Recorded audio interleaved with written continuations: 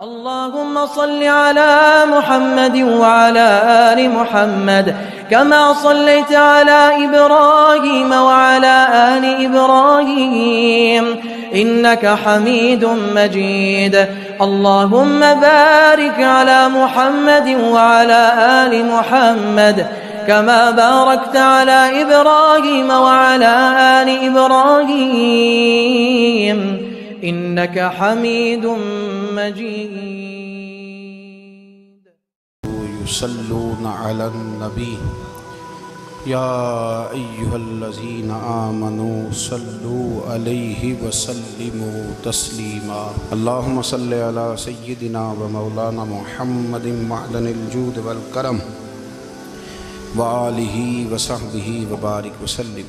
حمد و صلات کے بعد عزیز دوستو، بزرگوں اور بھائیوں، امیر المومنین، خلیفۃ المسلمین، مراد مصطفیٰ صلی اللہ تعالی علیہ وسلم حضرت سیدنا عمر فاروق رضی اللہ تعالیٰ عنہ کو 26 ذی الحج کو زخم لگا تھا. قاتلانہ حملہ آپ پر کیا گیا تھا اور 1 محرم الحرام کو اسلام کے اس بطل جلیل، اس قائد، اس لیڈر اور دنیا اسلام پر اپنی سیرت کے انمٹ نقوش چھوڑنے والے اس خوبصورت انسان نے دنیا سے پردہ فرمایا. حضرت عمر فاروق رضی اللہ تعالیٰ عنہ ان لوگوں میں سے ہیں جو ابن الوقت نہیں ہوتے، ابو الوقت ہوتے ہیں، جو وقت کے مطابق نہیں بدلتے بلکہ وقت کو اپنے مطابق بدل کرتے ہیں. یہ وہ لوگ تھے کہ دین ان کا اوڑھنا بچھونا تھا، ان کا چلنا پھرنا دین تھا، ان کا ہنسنا اور رونا دین تھا.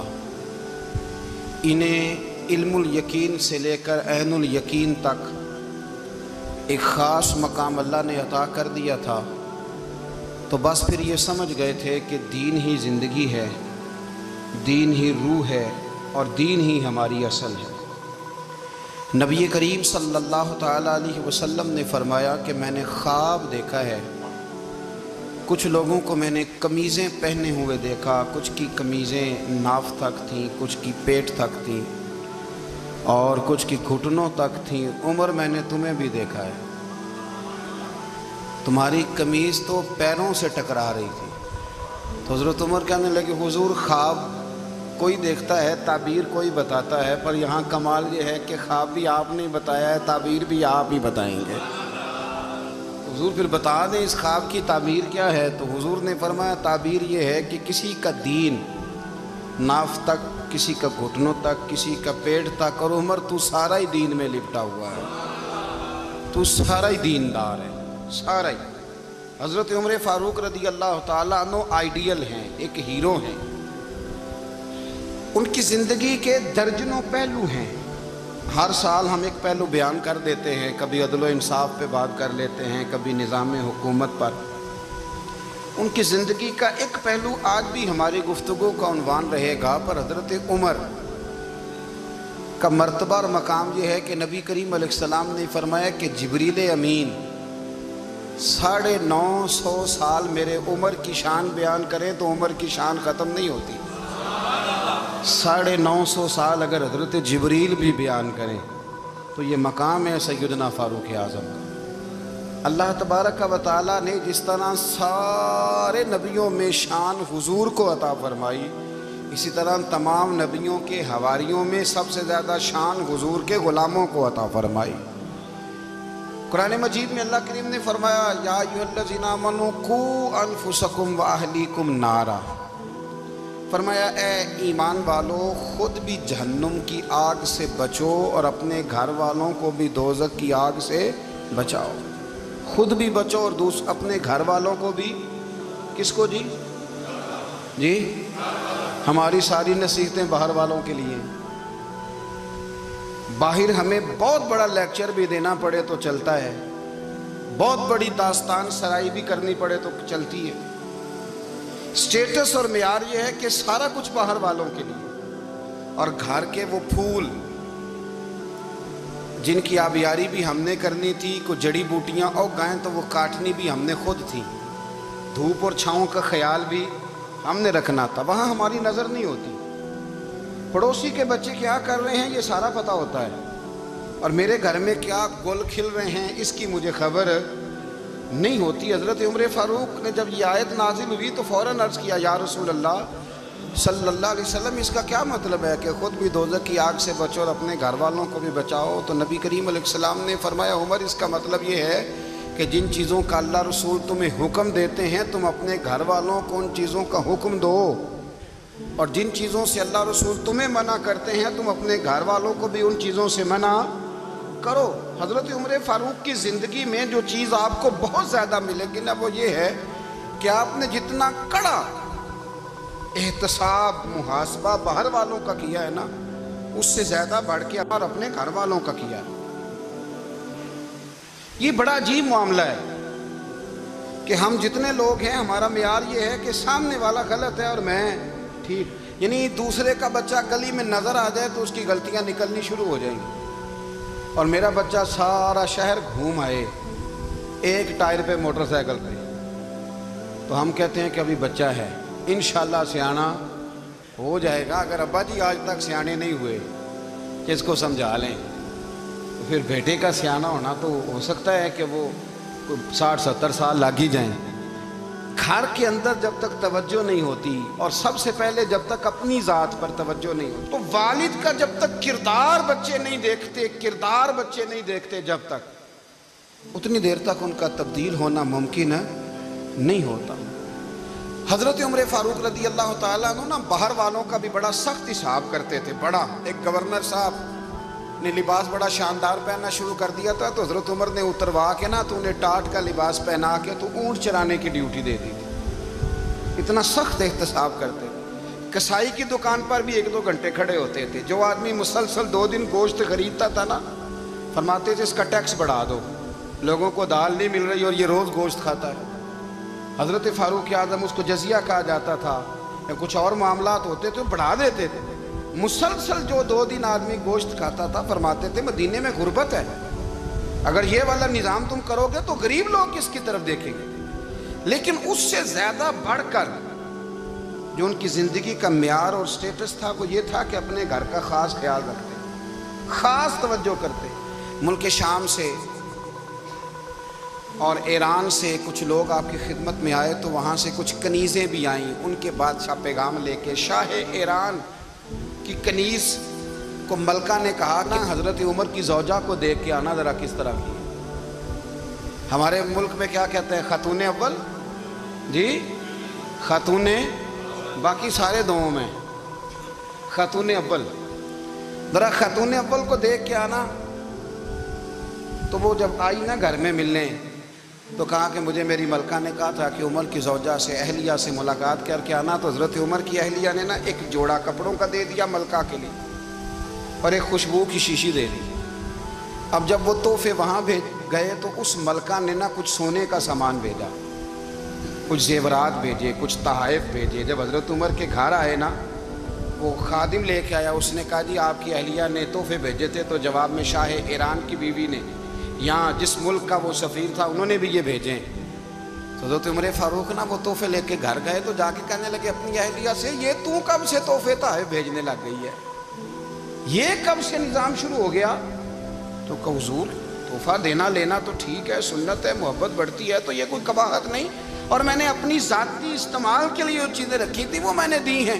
تو حضرت عمر فاروق رضی اللہ تعالیٰ عنہ فرمانے لگے ہم نے کسی ملک کے ساتھ اور اس کے بادشاہ کے ساتھ ذاتی تعلق نہیں بنانا، تعلق جو بھی بنے گا رسول اللہ کے دین کی برکت سے بنے گا، ذاتی رشتے نہیں ہم نے قائم کرنے۔ ذاتی آپ کے ملک کی جو ایئر لائن جس کا ہر سال خسارے کا ڈنڈورا پیٹا جاتا ہے نا، وہ ہمارے بادشاہ صاحب اور صدر صاحب اگر غیر ملکیوں کو گھوڑا کبھی بھیجنا ہو نا، گھوڑا، تو پورا ایک جہاز گھوڑا لے کے تحفے میں جاتا ہے، پورا جہاز غریب قوم کا یہ سرمایہ، اور قوم بڑی بادشاہ ہے، لائنوں میں لگ کے ووٹ دیتی ہے۔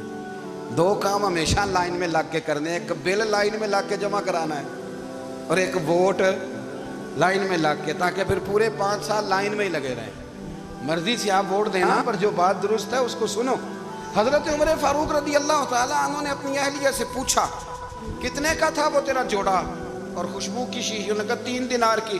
فرمایا یہ 3 دینار تیرے اور باقی جو تحفے آئے ہیں وہ تو خود کہہ، چونکہ اس نے تیرے نام بھیجے ہیں، تو کہہ کہ میں مال غنیمت میں دیتی ہوں، تو کہہ میں مسلمانوں کو کہہ۔ تو زوجہ ہنس پڑی، کہنے لگی میں نام بھی کہوں تو مجھے کہنا تو پڑے گا ہی، کہنا تو میں نے ہے ہی، کیونکہ سامنے عمر فاروق ہیں، لہذا فرمایا کہہ دیتی ہوں میں نے دیا خزانے کو۔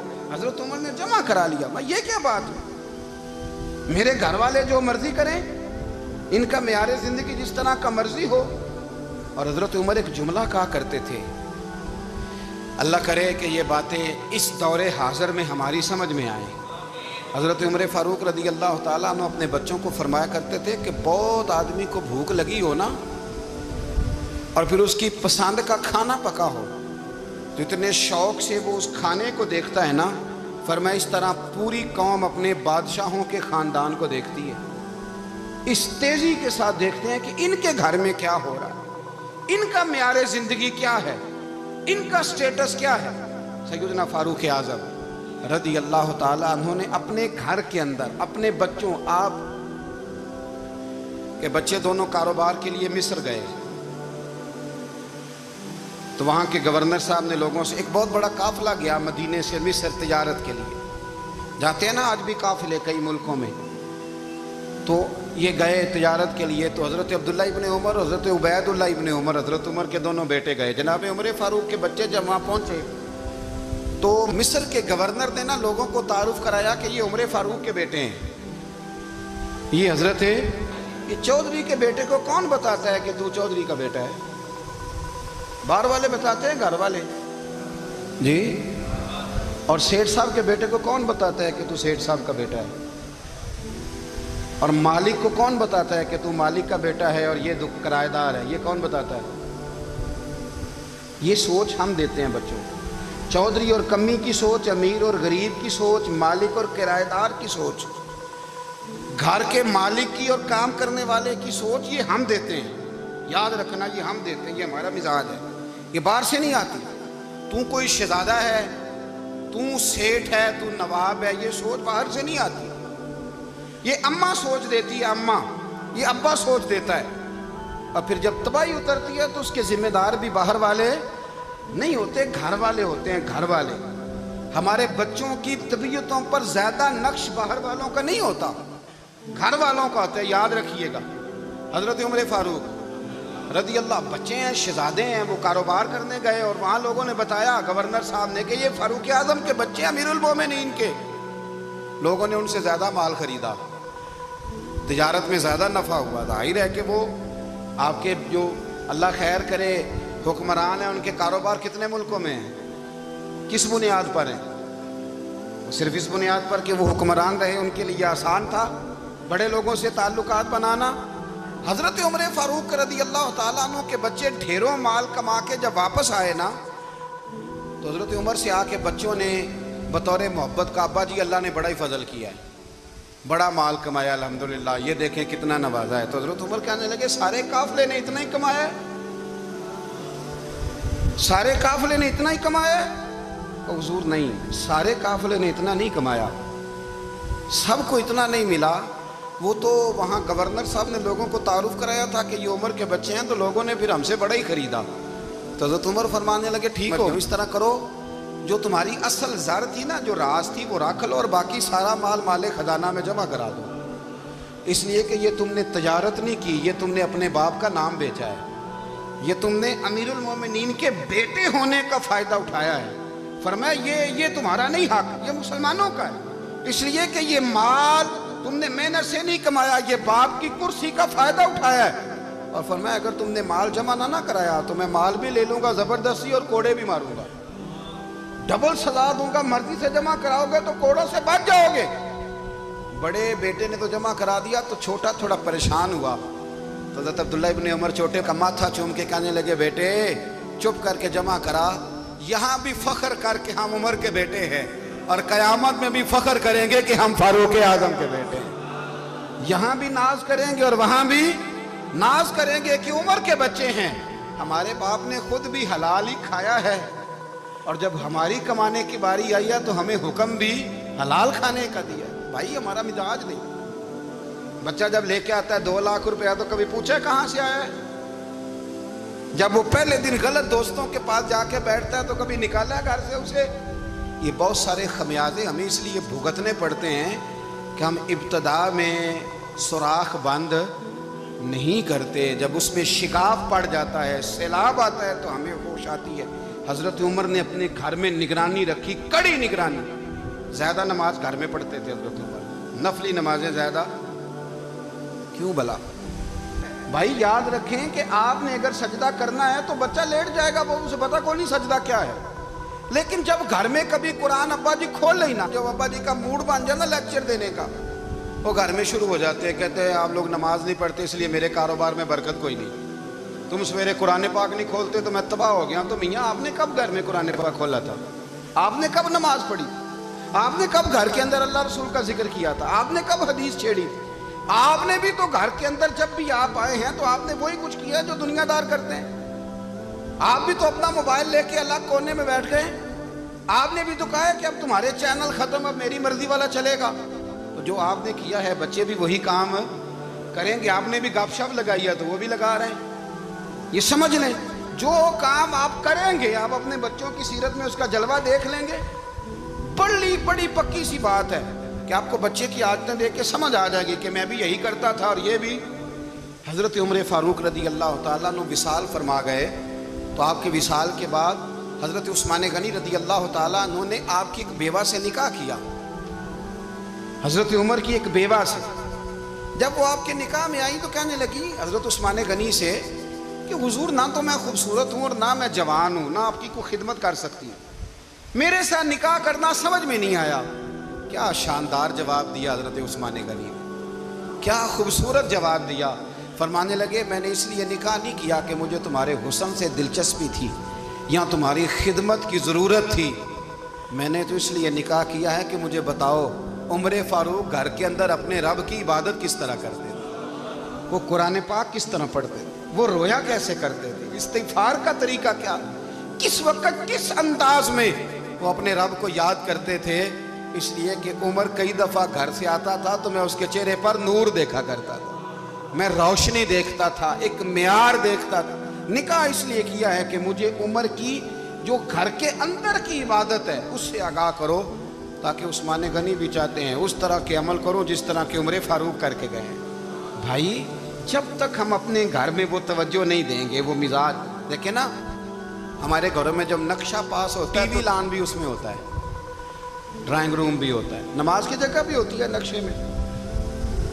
صحابہ جب گھر بناتے تھے تو ایک مسجد بیت کا نقشہ پاس کرتے تھے، ذہن میں رکھتے تھے کہ یہ کونا نماز کے لیے، وہاں جوتے لے کے کوئی نہیں جائے گا، وہاں نماز پڑھی جاتی تھی، عورتیں وہاں اعتکاف کرتی۔ ٹی وی لان تو آ گیا ہے اور گھر کے اندر ٹی وی رکھنے کے لیے تو ایک کمرہ الگ سے بنا دیا گیا ہے، اور اب جو نئے نقشے پاس ہو رہے ہیں اس کے اندر گھروں کے اندر جگہ بنائی گئی ہے جہاں کمپیوٹر رکھے جائیں، اور بچوں کے لیے وائرنگ ہوگی نیچے تاکہ انہیں کوئی مشکل درپیش نہ ہو۔ یہ ساری چیزیں ہم نے نہانے کے لیے گھروں کے اندر اتنے بڑے واش روم بنائے ہیں کہ لگتا یہ ہے کہ سوائے نہانے کے اور کام ہی نہیں کوئی گھر میں ہوگا، ہر چیز آ گئی۔ پر اللہ کرے کوئی تفسیر بھی ٹیبل پہ پڑی نظر آئے، کوئی حدیث کی کتاب بھی ٹیبل پہ پڑی نظر آئے۔ اللہ کرے کہ جس طرح ابا لطیفہ سن کے آتا ہے تو جب تک سنا نہ لے اسے ہضم نہیں ہوتا، اللہ کرے کہ وہ جمعے میں بیان سن کے جائے تو اس کا بھی دل کرے میں اپنے بچوں کو سناؤں، وہ نبی پاک کی کوئی حدیث کہیں سے سنے تو گھر جا کے سنائے۔ جب تک یہ معیار نہیں بنتا آپ کیسے توقع کرتے ہیں کہ گھر کے اندر اللہ کی رحمتیں نازل ہوں گی؟ آپ یہ کیسے توقع کرتے ہیں کہ گھر کے اندر وہ معیار اور وہ مزاج بنے گا؟ حضرت عمر فاروق نے ذاتی زندگی پر جو توجہ دی، گھر والوں کے معیار پر جو توجہ دی حضرت عمر فاروق رضی اللہ تعالیٰ عنہ نے، وہ بھی بڑی دیدنی ہے۔ حضرت ابو موسیٰ اشعری کو نا آپ نے وزیر خزانہ بنایا، وزیر خزانہ، تو حضرت ابو موسیٰ اشعری کہتے ہیں کہ حضرت عمر کو شے خزانے میں رہنے تو دیتے نہیں تھے۔ ایک دن میں صفائی کر رہا تھا اس کمرے کی جس میں خزانہ رہتا تھا۔ ہمارے تو ملک میں جو جاتا ہے وہ صفائی کر کے ہی جاتا ہے، اللہ خیر کرے، اور خیر معیار بدلتا ہے۔ جو پچھلی حکومت ہوتی ہے وہ قرضہ اٹھاتی ہے، وہ باہر سے جاتی ہے تو قرضہ لے کے آتی ہے، اور جو نہیں آتی ہے وہ کہتی ہے ہمیں پیکج مل گیا ہے، وہ قرضہ نہیں اٹھاتے۔ ان کو کیا ملتا ہے؟ یعنی پچھلی نے قرضہ لیا تھا اور ہم نے، واہ جی واہ کیا خوبصورت انداز ہے، اس کا نام بدل کے نا، انہوں نے قرضہ لیا تھا اور ہم نے، میں کہا بڑے شاندار سیانے بندے ہو گئے۔ اور اللہ تعالیٰ خیر فرمائے، ہمارے جو بڑے شاندار قسم کے دوست ہیں نا، شاندار، جن کا ادب سے نام لیتے ہیں، وہ عرب کے بادشاہ ہیں۔ ہم تو عرب خالی کہتے بھی نہیں، عرب شریف کہتے ہیں، عرب شریف۔ انہوں نے پتہ کیا کیا ہے؟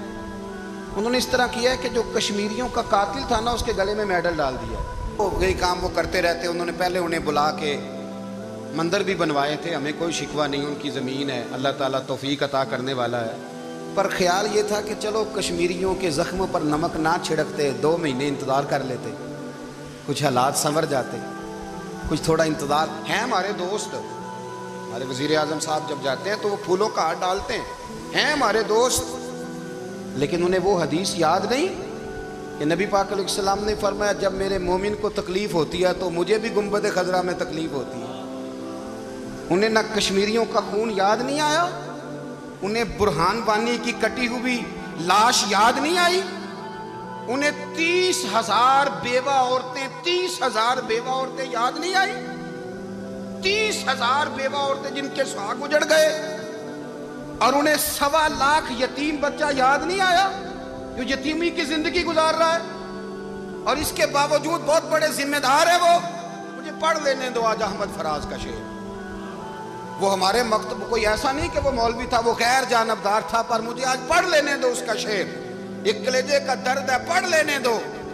اس نے کہا تھا کہ پڑھتا ہوں تو کہتی ہے یہ خالق کی کتاب ہے، مثل یہودی یہ سعودی بھی عذاب، اس قوم کے بارے میں کیا لکھوں فراز، کعبے کی کمائی سے جو پیتے ہیں شراب، کعبے کی کمائی سے جو پیتے ہیں شراب، اس قوم کے بارے میں کیا لکھوں فراز، کعبے کی کمائی سے جو پیتے ہیں شراب۔ میں خیال نہیں آیا تمہارا صرف دین یہ ہے کہ قبریں گرا دو، مزارات گرا دو، فقط یہ دین ہے؟ کوئی نبی پاک کے روزے کی طرف منہ کرے تو اسے مشرک کہو، یہ دین ہے؟ اس کا نام مذہب رکھا ہے تم نے؟ مذہب تو اس کا نام ہے کہ جو رسول اللہ کا نام لینے والا ہے وہ ہمارا یار ہے، اور جو نبی پاک کا نام لینے والا نہیں، ہمارا اس سے کوئی تعلق ہے، یہ دین ہے۔ حضرت عمر فاروق کی سیرت سنا رہا ہوں، حضرت عمر کی۔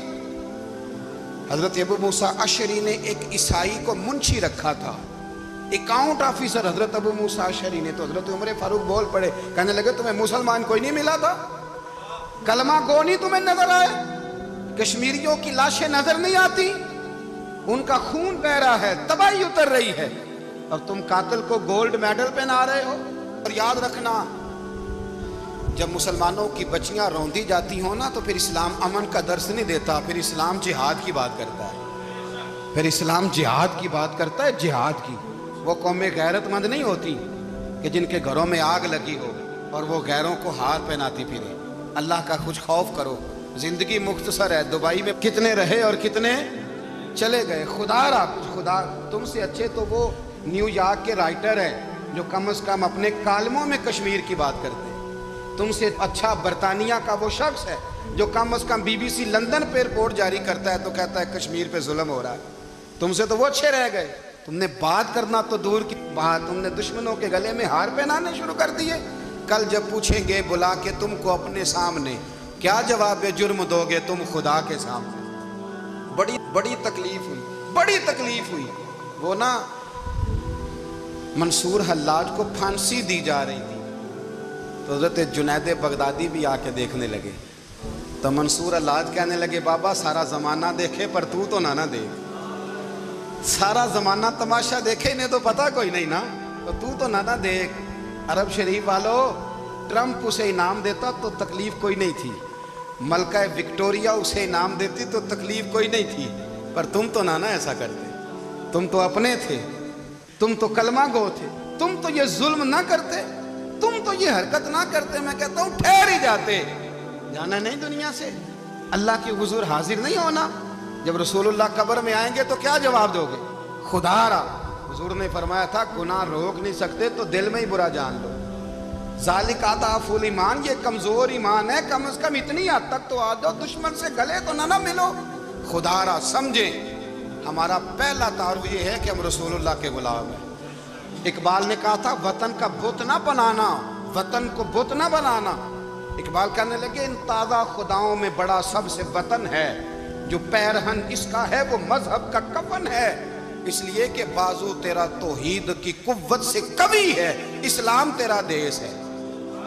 اسلام تیرا دیس ہے کیونکہ تو مصطفی ہے، تو نبی پاک والا ہے، مصطفیٰ والا. اسلام تیرا دیس ہے، تو مصطفی ہے. امریکہ میں جو مسلمان رہتا ہے ہمارا بھائی ہے، اور پاکستان میں جو مرزائی رہتا ہے اس سے ہمارا کوئی تعلق نہیں ہے. حضرت عثمان غنی نے اپنے چچا کے بیٹے سے کہا تھا کہ تو کلمہ نہیں پڑھتا تو تیرا میرا رشتہ کوئی نہیں.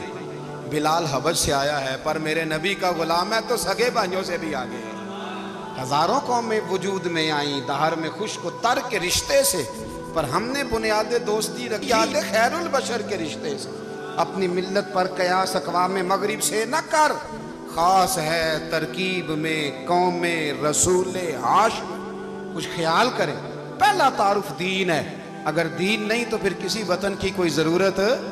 اس لیے کہ پاکستان کا تصور اقبال نے پیش کیا نا، تو اقبال کہنے لگے ان تازہ خداؤں میں بڑا سب سے وطن ہے جس کو تم بت بنا کے پوجتے ہو.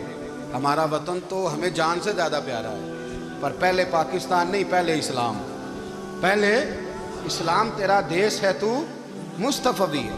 تو آمدام برسر مطلب حضرت عمر فاروق رضی اللہ تعالی عنہ.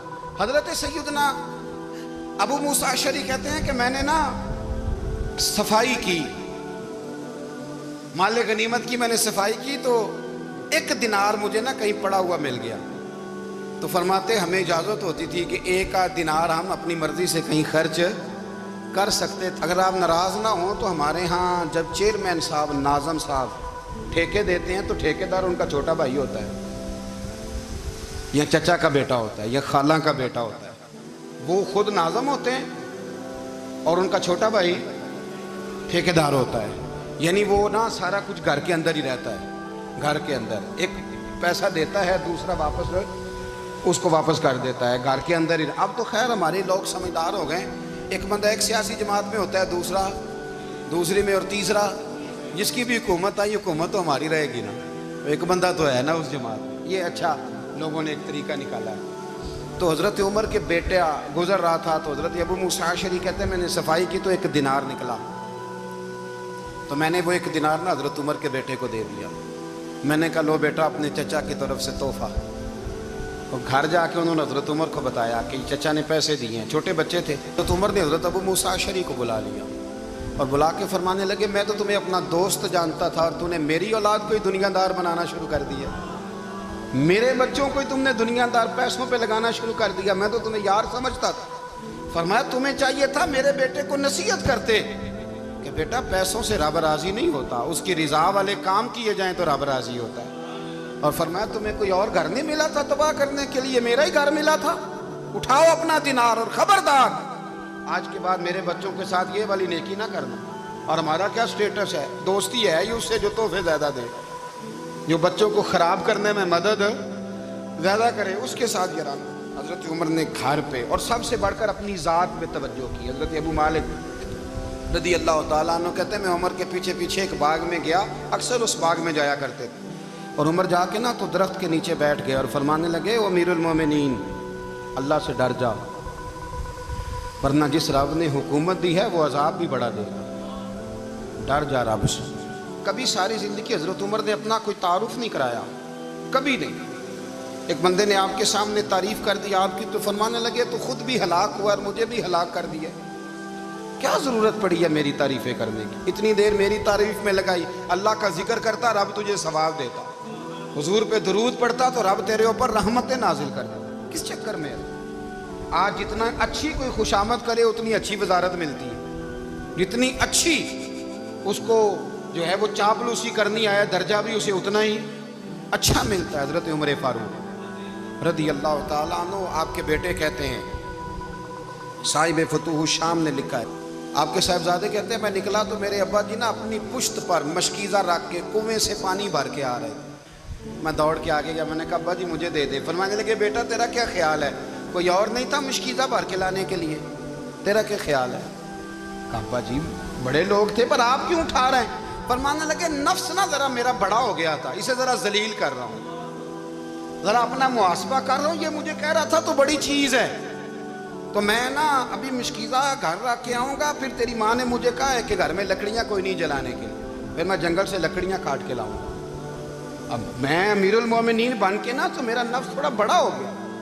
اب یقین کریں ہمارا ہاضمہ خراب ہو جاتا ہے جب تک ہمارا تعارف صحیح نہ ہو, ہمارا تعارف ٹھیک نہ ہو. میں یہ ہوتا ہوں, میں وہ ہوتا ہوں, چھوڑ مٹی دیں تے مٹی رہنا ہی, مٹی دیں تے مٹی دیں تے مٹی رہنا ہی. ایوی کادی بلے بلے اج مٹی دے اتے بندیا تے کل مٹی دے تھلے, مٹی دیں تے مٹی رہنا ہی. کادی بلے, مجھے پوچھ لو, مجھے جان لو, میرا نام لے لو, میں بھی آیا ہوں, میں بھی ہوتا ہوں, میرا بھی یہ تذکرہ ہے. میں بدکار پرانا خادم کسے در ملی نہ ڈھوئی, اے تے واصف یار نے نظر جو کی تھی تے واصف واصف ہی ہوئی. یہ تو بڑی بات کی بات ہے, تو بات کی بات ہے صاحب, ورنہ من نانم کے من نانم, جو ہم ہیں اس کا ہمیں پتہ تو ہے نا بھائی.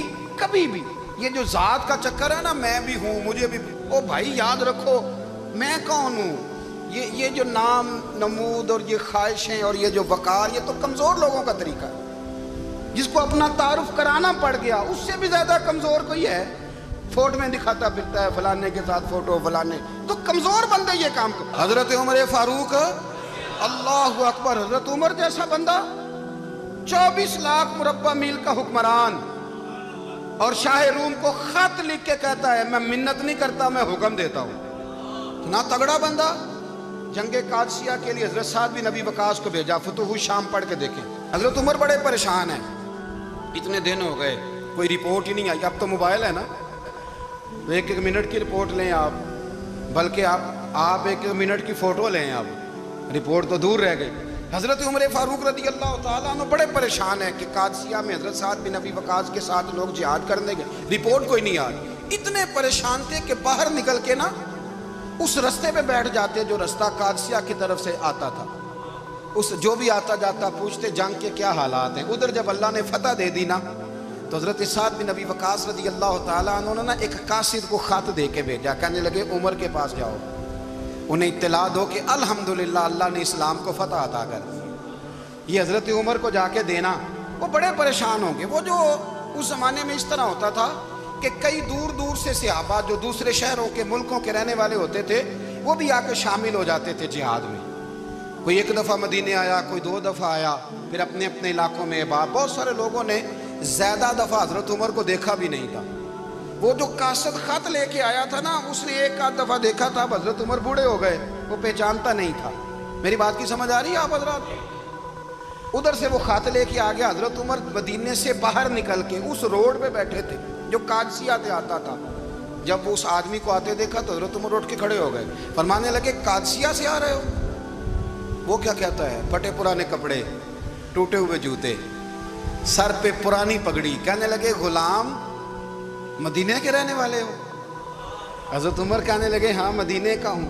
کہا میں قادسیہ سے آیا ہوں, الحمدللہ اللہ نے اسلام کو فتح دے دی ہے, الحمدللہ کفر کی کمر ٹوٹ گئی ہے. اس نے یہ بات کر کے تو گھوڑے کو ایڑی لگائی, گھوڑا دوڑنے لگا مدینے کے. حضرت عمر بھی ساتھ ساتھ دوڑ رہے. فرمانے لگے اچھا بتاؤ خالد بن ولید کا کیا حال ہے؟ تھوڑا آگے جا کے فرمانے لگے اسامہ بن زید کیسے ہے؟ وہ کہتے ہیں ٹھیک ہے. پھر اس نے اور گھوڑا, عمر ساتھ ساتھ دوڑ رہے ہیں, ساتھ ساتھ. 24 لاکھ کا حکمران, ایک جوتا پیر سے نکل گیا, عمر دوڑ رہے ہیں. آگے جا کے پوچھتے ہیں سعد بن ابی وقاص کا کیا حال ہے؟ کہ حضور وہ بھی ٹھیک ہے. کتنے لوگ میرے شہید ہو گئے مسلمانوں میں سے؟ کہنے لگا صحیح گنتی کا نہیں پتا, یہ لفظ ادا ہوتے ہوتے مدینے کی سرحد آ گئی. لوگوں نے عمر کو گھوڑے کے ساتھ دوڑتے دیکھا تو کہا امیر المومنین کیوں دوڑ رہے ہیں؟ وہ غلام چھلانگ لگا کے نیچے آیا, قدموں میں بیٹھ گیا. کہنے لگا حضور آپ نے بتایا ہی نہیں آپ امیر المومنین ہیں. آپ فرمانے لگے کیا بتاتا, میں تو اونٹ چرانے والے کا پتر ہوں, کیا بتاتا؟ وہ عمر ہوں جس نے اپنے گناہوں کا حساب دینا ہے, کیا بتاتا؟ جو سعد بن ابی وقاص کو جہاد پہ بھیج کے خود بزدلوں کی طرح گھر میں بیٹھا ہے، کیا بتاتا؟ کوئی حیثیت نہیں، کوئی طور. تو نے اچھا کیا، تو مجاہد تھا، مجھے ساتھ ساتھ دوڑایا، تو نے اچھا کیا. جتنے لوگ تھے چیخیں مار کے رونے لگے. حضرت فاروق اعظم سے کہنے لگے عمر جب تک تیرے جلوے رہیں گے اللہ کامیابیاں ہی عطا فرمائے گا، جب تک تیرا رنگ رہے گا اللہ تعالیٰ نوازتا ہی رہے گا. کچھ نہیں، کبھی اپنا آپ ظاہر ہی نہیں کیا. بہت بڑے تھے، بہت بڑے تھے حضرت عمر، بڑے تھے، لیکن ساری زندگی اپنے محاذ. حضرت ابو رافع غلام تھے، قرآن پاک بڑا سونا پڑھتے تھے. حضرت عمر جب بھی انہیں ملتے کہتے ابو رافع تو عمر سے اچھا ہے، قرآن بڑا شاندار پڑھتا ہے. تو وہ کہتے حضور اگر میں قرآن صحیح پڑھتا ہوں تو آپ کو قرآن کی تشریح زیادہ صحیح آتی ہے، آپ بھی تو مجھ سے افضل ہیں. تو آپ فرماتے نہیں پھر بھی تو مجھ سے افضل ہے. کیوں؟ اس لیے کہ تو اپنے غلام اپنے آقا کی نوکری بھی ٹھیک کرتا ہے اور رب کی عبادت بھی ٹھیک کرتا ہے، اور مجھے خالص صرف عبادت کرنی ہوتی ہے وہ بھی ٹھیک نہیں کر پاتا. ساری زندگی اپنا محاسبہ، ساری زندگی اپنے گریبان میں دیکھا، ساری زندگی اپنے آپ کو پرکھا، اپنے آپ کو ٹٹولا. 12 سال عمر بیت گئی. حضرت حذیفہ بن یمان ایک صحابی تھے، میرے نبی کریم علیہ السلام نا ان سے راز کی باتیں کرتے تھے. ہر بندے کا ہاضمہ ٹھیک نہیں ہوتا، سب سے راز کی بات نہیں کرنی چاہیے. حضرت حذیفہ بن یمان کہتے ہیں حضور راز کی باتیں بتاتے ہیں. مدینہ منورہ میں جو منافقین تھے ان کی لسٹ بھی نبی پاک نے حضرت حذیفہ بن یمان کو دی تھی. جب کوئی مشکوک آدمی مر جاتا نا تو صحابہ کہتے ہیں ہم دیکھتے اگر حضرت حذیفہ نے جنازہ پڑھا ہے تو ہم بھی جنازہ پڑھ لیتے. نبی پاک نے بھی کچھ جنازے نہیں پڑھے. ترمذی میں ہے فرمایا عثمان سے جو بغض رکھے اس کا جنازہ نہیں پڑھیں گے. حضرت حذیفہ بن یمان اگر جنازہ پڑھتے تو لوگ پڑھتے، وہ نہ پڑھتے تو لوگ جنازہ نہ پڑھتے. حضرت حذیفہ بن یمان کہتے ہیں جناب عمر فاروق کی خلافت کے آخری ایام تھے، کچھ دنوں کے بعد وہ شہید ہو گئے. فرماتے آدھی رات کا وقت تھا، میں گھر میں سویا تھا بڑا بے فکر، اچانک میرے دروازے پہ دستک ہوئی، میں گھبرا کے اٹھا. اتنی رات کو کون آیا؟ کہتے ہیں قربان جاؤں دروازے پہ گیا تو امیر المومنین فاروق اعظم دروازے پہ. میں نے کہا عمر کوئی حکم تھا تو مجھے بلا لیتے. کہنے لگے میں نا امیر بن کے نہیں آیا، تیرا ویر بن کے آیا ہوں. امیر المومنین کی حیثیت سے سرکاری کام سے بلاتا تو وہاں بلاتا، مجھے ایک ذاتی کام پڑ گیا. کہتے میں نے عمر کو گھر کی اندر بلا کے چارپائی پہ بٹھایا. میں نے کہا حضور میں غریب آدمی میں کیا آپ کے کام آ سکتا ہوں؟ تو کہتے ہیں انہوں نے نا مجھے ساتھ بٹھا لیا، پھر میرا ہاتھ پکڑ لیا. کہنے لگے تو عمر کو جانتا ہے؟ عمر جھوٹ نہیں بولتا. تو جانتا ہے عمر وعدوں کا پکا ہے؟ کہا حضور جانتا ہوں. کہا میں اس وقت آیا ہوں جب دیکھ بھی کوئی نہیں رہا. حضرت حذیفہ بن یمان کہتے ہیں پریشان ہو گیا، حضور پہلیاں نہ بجھوائے، مہربانی کریں بتائیں کدھر آئے ہیں. حضرت عمر فاروق فرمانے لگے 62 سال کا ہو گیا ہوں، 63 میں چل رہا ہے، داڑھی سفید ہو گئی ہے، پھل پک گیا، اٹھ فریدہ ستیا، داڑھی آ گئی پور، اگا نیڑے آ گئی، پچھا رہ گئی دور. اب قبر اشر کا معاملہ صاف نظر آنے لگا ہے. کہا حضور مجھ سے کیا چاہتے ہیں؟ حضرت عمر رو پڑے. کہنے لگے آج میں عشاء کے بعد نکلا ہوں تو نبی پاک کے صحابہ مجھے نیک کہہ رہے تھے، پھر میں نے بچوں کی ماں سے اور بچوں سے بھی پوچھا ہے، وہ بھی مجھ سے راضی ہیں. پر حذیفہ تیرے ساتھ نبی پاک راز کی باتیں کرتے تھے، سچ بتا کہیں عمر کا نام منافقوں میں شامل تو نہیں؟ سچ بتا ان منافقین میں تو شامل نہیں، کہیں اوپر سے تو نہیں سارا کچھ؟ حضرت حذیفہ بن یمان کہتے ہیں میں باپ کے مرنے پہ اتنا نہیں رویا جتنا عمر کے سوال پہ رویا. میں قدموں میں بیٹھ گیا. میں نے کہا نہیں عمر یہ تو میں نے نہیں سنا، لیکن یہ میں نے نبی پاک سے ضرور سنا ہے کہ میرے بعد اگر کوئی نبی ہوتا تو عمر ابن خطاب ہوتا. یہ میں نے اپنے کانوں سے سنا ہے کہ عمر جس گلی سے گزرے شیطان رستہ بدل جاتا ہے. یہ میں نے اپنے کانوں سے سنا ہے کہ 950 سال حضرت جبریل جناب عمر کی شان بیان کریں تو پھر بھی بیان نہیں ہو سکتا. یہ میں نے ضرور سنا. دوستو ساری زندگی حضرت عمر نے اگر دوسروں کا محاسبہ کیا تو اپنا اور اپنے بچوں کا بھی کڑا خیال رکھا، اپنی ذات پر بڑی توجہ دی. جو لوگ اپنا بھول جاتے ہیں نا، ہمیں اپنی صحت کا بڑا خیال ہے لیکن اپنی روحانی زندگی کا کوئی خیال نہیں ہے، قلبی زندگی کا کوئی تصور نہیں ہے. آپ یقین کریں موٹا آدمی کمزور ہونے کے لیے جدوجہد کر رہا ہے، کمزور طاقتور ہونے کے لیے، لیکن جس کو کتنے دن بیت گئے اللہ رسول کی یاد میں رویا ہی نہیں، کتنے دن بیت گئے نہ سننے کو دل ہی نہیں چاہا، جسے مہینوں بیت گئے اور قرآن پاک کی طرف نظر ہی نہیں گئی، وہ فکر مند ہی نہیں۔ زندگی زندہ دلی کا نام ہے، مردہ دل کیا خاک جیا کرتے ہیں۔ بھائی حضرت عمر کی زندگی دور حاضر میں ہمیں یہ سبق دیتی ہے کہ کڑی نگرانی رکھو اپنے پودوں کی، کڑا خیال رکھو اپنے ذاتی باغ کا، اور یہ جو تمہارے دل کی دنیا ہے، یہ تمہاری روح کی زندگی ہے، اس کا محاسبہ کرتے رہو۔ نبی کریم علیہ السلام نے فرمایا اپنا حساب خود کر لو قبل اس کے کہ تمہارا حساب کیا جائے۔ اپنا حساب بولیے، اپنا حساب۔ ہم ساری دنیا کا حساب کرتے پھرتے ہیں، کوئی کہاں سے کماتا ہے کہاں کھاتا ہے، پر اپنا حساب حضور نے فرمایا حساب کر لو قبل اس سے کہ تمہارا حساب۔ مولا علی فرماتے ہیں نماز پڑھ لو قبل اس کے کہ تمہاری نماز پڑھی جائے، نماز پڑھ لو قبل اس کے کہ تمہاری۔ اپنا محاسبہ کریں، تھوڑا سا نا اوپر دائیں بائیں دیکھنے کی بجائے تھوڑی سی گردن جھکا کے نا، درویش کہتے ہیں برے بندے نو میں لبن ٹریا تے جگ تے ملیا نہ کوئی، اپنے اندر چاہتی پائی تے میتھوں برا نہ کوئی۔ تھوڑی سی نا، تھوڑی سی اپنی طرف توجہ دیں۔ ہم نا بے چین وقت گزار رہے ہیں، بے قرار ہیں، بے سکون ہیں، سبب یہ ہے کہ ہم نے نا اپنا حساب کرنا چھوڑ دیا ہے۔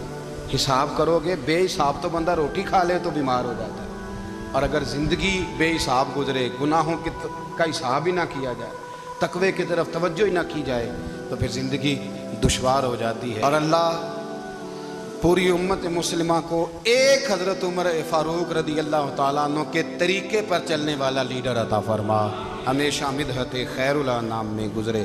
دعا ہے یہ عمر درود